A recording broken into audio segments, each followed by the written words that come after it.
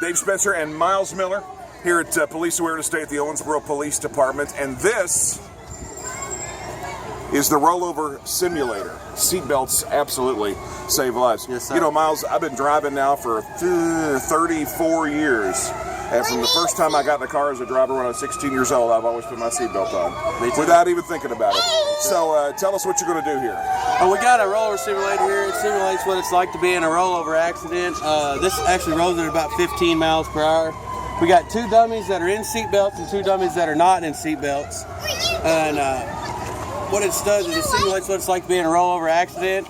And you know, you got to keep in mind that most rollover accidents happen between 45 and 70 miles an hour. Oh, is that right? So this is only 15 miles an hour, and you'll see it's a pretty eye-opening experience here. Okay, he's going to get it rolling.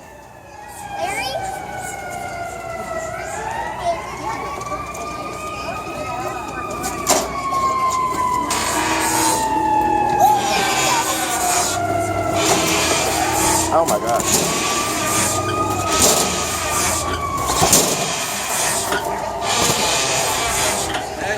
Just 15 miles an hour. Just 15 miles an hour. Both dummies that are not in seatbelts are out of the vehicle already. That's... And I'll show you here in a minute. The vehicle. What now? The two that are in seatbelts. What now? You'll see now that the vehicle stopped, the 2 that were in seatbelts are still intact in their seats. Are still in the seatbelts. Yep. Pretty scary stuff, but gang, it has to be, right, Miles? Yes, sir. Absolutely. Police Awareness Day, and this is the Seatbelt Rollover Simulator. Always, always wear your seatbelt.